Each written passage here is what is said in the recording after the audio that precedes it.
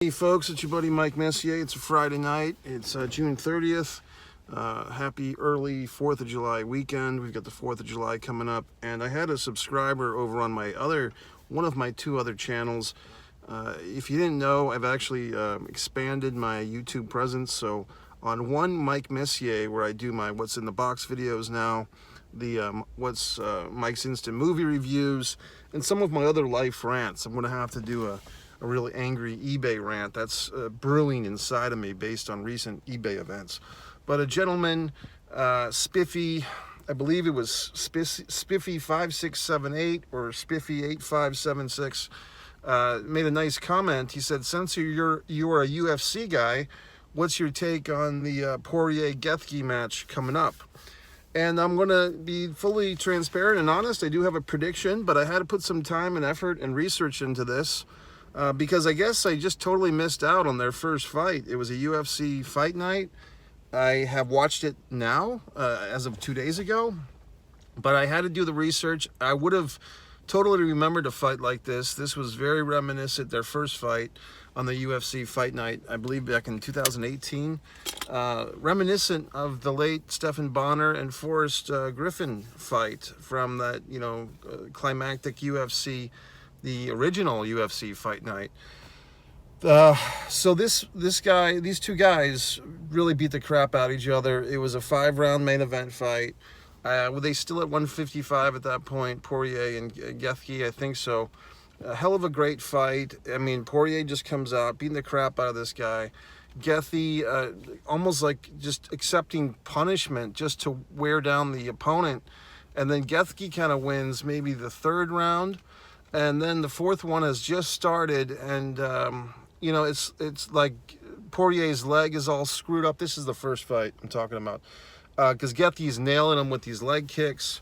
Poirier is kind of doing the head hunting thing, drawing blood from Gaethje's head, like around his eye, and you don't know what's going to happen. And it's like Poirier's even struggling to stand up at various points because of those leg kicks, and those leg kicks are deadly. But Poirier has a surge of energy and just starts wailing off on him, and the referee stops it, and probably for the best. I think, both guys probably would have had real serious damage if they had continued to fight. I mean, I'm sure they had serious damage already. So that was the first fight, and that ended in 4. And I watched the fight first, and then I watched Chael Sonnen. He's got a really good UFC channel. If you like these types of analyses on UFC and other stuff going on. Although with Chael, I'm getting a little sick of him doing videos from like his pool and from his like not the stair machine, but the treadmill. It's like, I get it. I do the videos from my car. It's a little intimate, I mean, I don't always do it from the studio setup, but if you're in your pool, you really have to bring your fucking phone in there, Chael, and do a little, you know what I mean? Because Chael's got a lot of good things to say, very entertaining guy, but I don't want to be that intimate when I'm in the fucking pool with Chael Sonnen, no offense, Chael. But I watched his videos, I watched some more analysis videos, Michael Bisping, the Count, he had some interesting thoughts. And I'm going to take this kind of analysis in a different direction. Look, I'm obviously not a UFC fighter, and I'm kind of a lapsed fan, but I've been getting back into it for the last 3 years or so. I've got the UFC Fight Pass app. So to answer Spiffy's question, I do have a prediction, which I will share, but let me first make some comparisons. Spiffy and everyone else, I don't know if you remember a couple of things from the boxing world. Let's first talk about a friend of mine. Yes, actual real-life friend, Vinny Pazienza. Vinny Paz, great boxer from Rhode Island. I think he's in any boxing Hall of Fame, typically has Vinny in it. Fought a lot of fights in Rhode Island and Connecticut. Mohegan Sun also fought a bunch of fights in Las Vegas. I believe he fought in Madison Square Garden and Trump Plaza and stuff. And he was on the undercard of the Sugar Ray Leonard-Donnie Lalonde fight, where he lost a really tough fight to Floyd Mayweather Jr.'s uncle. Mayweather? I said Mayweather, that's a good name. Mayweather's uncle defeated Vinny Paz. Was it Roger Mayweather? And he was a badass in his time. So Vinny, if you look at his 10 fights that he lost to like the best guys in boxing. right? And he beat some of the best guys in boxing. He beat Roberto Duran twice. Now, granted, it wasn't the same Duran from 81. This was like a 96 Duran, but still. And he had 3 fights against a guy named Greg Haugen. And he fought, I believe he fought and lost to Hector Macho Camacho. And Camacho was pretty much the #1 guy in all of boxing. But basically, when Vinny Paz, I have an interview with him on this channel, if you look it up. I'm talking to Vinny about the Roy Jones Jr. fight. And Vinny, you know, he lost the fight. I think he was stopped in the 6th round. But he has nothing bad to say about Roy Jones Jr. And I don't think he used this term. But he's basically, I'm using it, and it's not to offend Vinny Paz, but he's outclassed, you know? I mean, it's a term, it sounds derogatory, and it's certainly not a compliment to say that a guy is outclassed, but it's not taking anything away from his work ethic or from his skills or from his talents. It's just, there's degrees to this shit, you know what I mean? I consider myself a highly good writer, a very good writer, okay? But that's subjective as well. But I mean, if you compared my stuff, if you want to say, well, Mike, have you had the success of Stephen King, or you know, well, no, I haven't.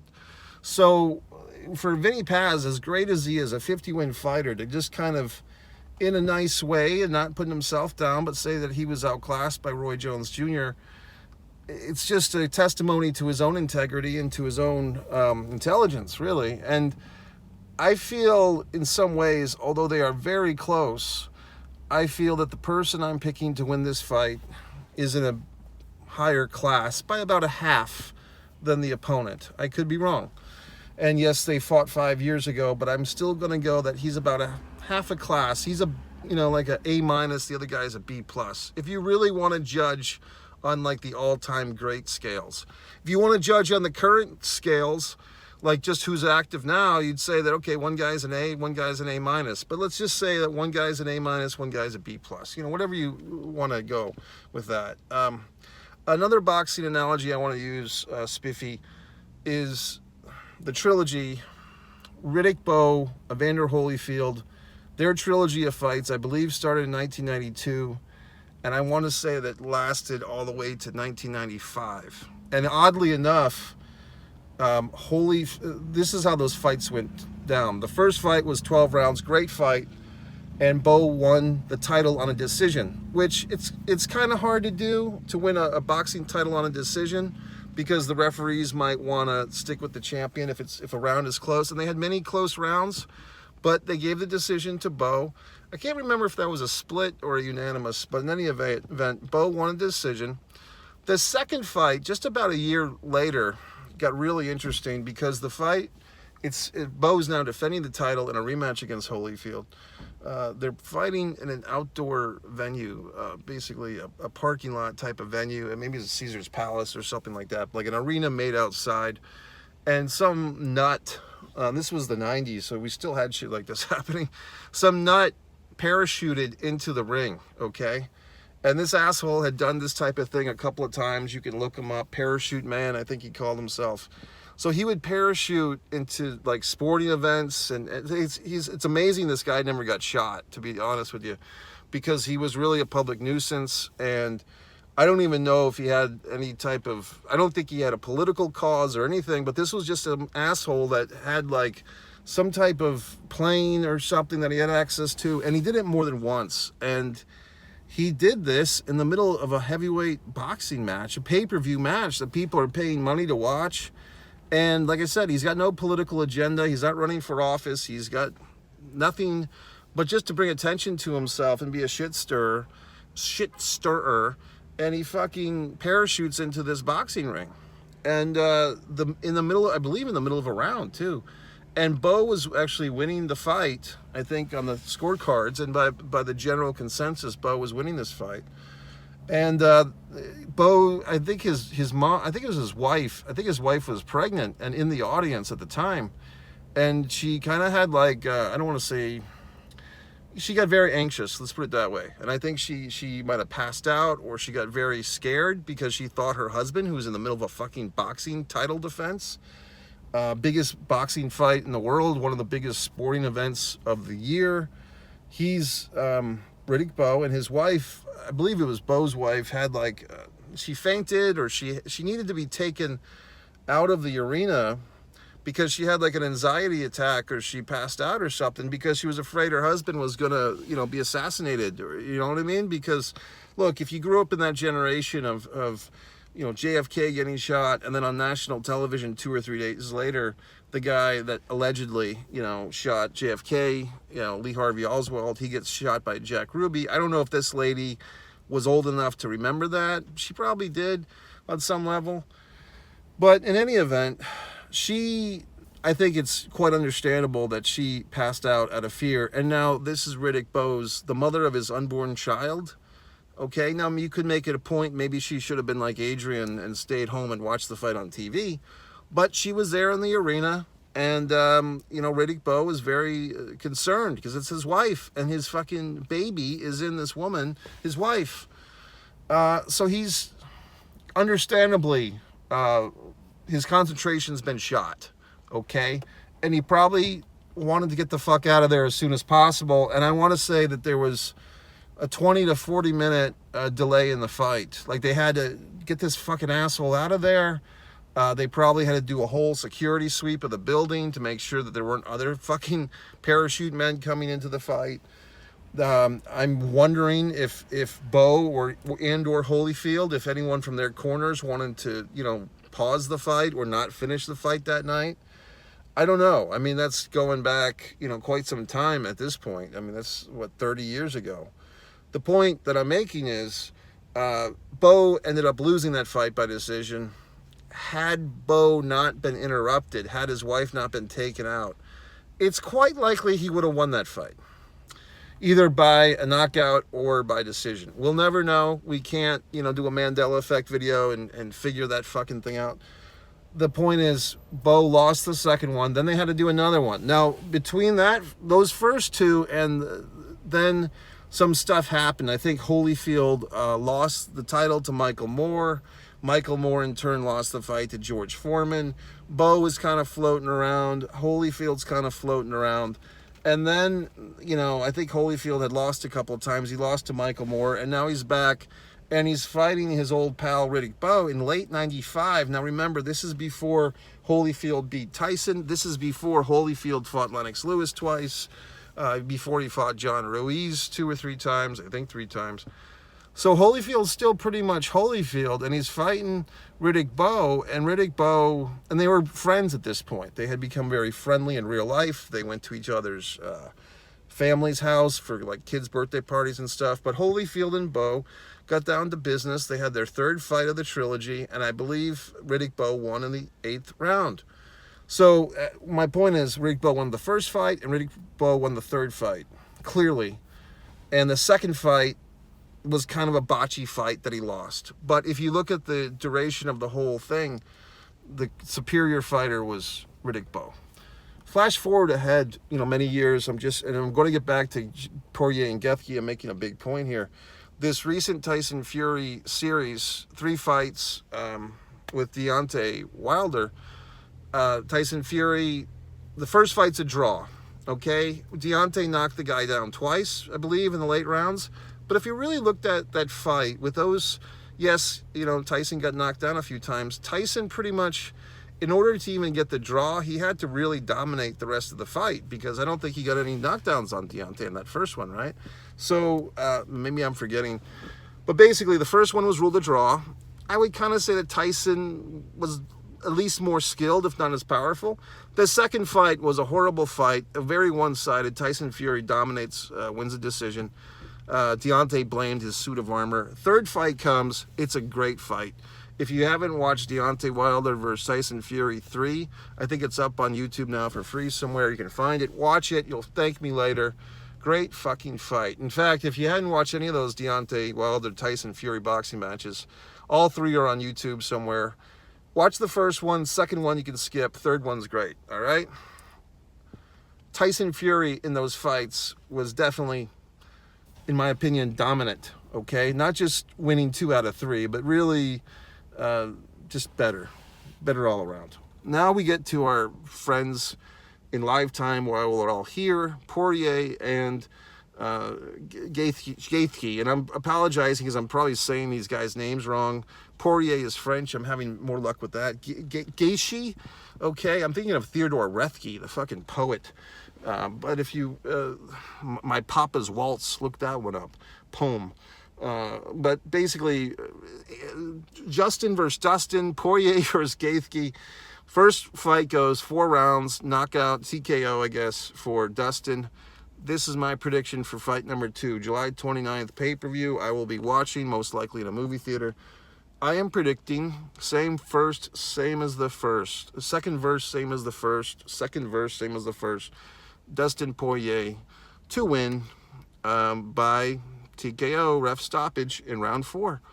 I'm just thinking that I just watched an interview. It's if you want to hear from these guys themselves, it's an interview from DC, Daniel Cormier's. All these guys have these French names. Daniel Cormier, DC's show. He had a nice interview with both of these guys. These guys are very respectable, very likable. In fact, I'm going to make another comparison. Gaethje in particular reminds me of Vinny Paz. And why the people love these guys. These guys like to fight. They don't mind getting their fists dirty. They don't mind getting their fists bloody. They don't mind getting their faces bloody. I mean, you could say that Gaethje's strategy is to break his opponent's fist with his face. You know what I mean? He's not afraid to take a beating. I did see Gaethje on pay-per-view back in March. I went to a movie theater and watched that pay-per-view in March 2023. Gaethje was, I think, the second fight from the top, and he won his fight convincingly. And I did see, I think it was summer of 2021, I went to the movie theater here in Florida. There's many, but I went to one that had the McGregor-Poirier fight, the one with the leg injury, the second one. And, Poirier and even his wife flicking off McGregor at the end, that was classic. So I think Poirier, in my opinion, like I was trying to say, like I was alluding to before, Spiffy, he's half a class above Justin. Justin could kick my ass, he could kick your ass, he could kick 99.5% of the people watching this, if not more. I mean, Justin's a beast. The new term they use is dog. He's a dog, he's a dog. Okay, everyone's a fucking dog. Bow, wow, wow. But Justin's a badass. I've got nothing but respect for him. I like him. If he wins this fight, I won't be shocked. In fact, I would say that if he wins this fight, this is one of those moments when, he's on the way up and Dustin's on the way down. Both of these guys have been interim champion at 155, I believe, but not, clear-cut undisputed champion. That interim champion stuff, I don't like that shit anyway. And now it's bled over into AEW wrestling, but I don't like interim championships. But give these guys credit. Number 2, Poirier. Number 3, I believe their first fight on the UFC Fight Night 2018, Dustin was number 4. Poirier was number 5. Now they've both gone up a little bit, and it's for this kind of honorary championship, the BMF title, which I guess this was in my blind spot too. I didn't realize that Masvidal had this thing for a while, and it's more like a ceremonial ritual thing, but I think it's cool. It gives some it gives a little something for these guys to fight extra for. I guess Gaethje was kind of referencing that he had made fun of this title in recent years, but now that he's fighting for it, suddenly he's not making fun. But we'll let that slide. It's no big deal. I think it's great. I mean, I'm really looking forward to it. We still have another pay-per-view ahead of us, UFC, July 8th. But I want to thank Spiffy here because of viewers like Spiffy, and this is over on my other channel. This is on my film review channel. It was actually a what goes in the box video, I think, that Spiffy watched. But he made a comment about this topic. And so, I don't know if Spiffy subscribes to all these channels, but the 3 channels are 1, Man in a Camera Films. That's for my highbrow stuff. 1, Mike Messier is my lowbrow stuff. I'm going to go see the Indiana Jones movie that's getting crucified already. I'm going to go see that and do my review after. My review on... on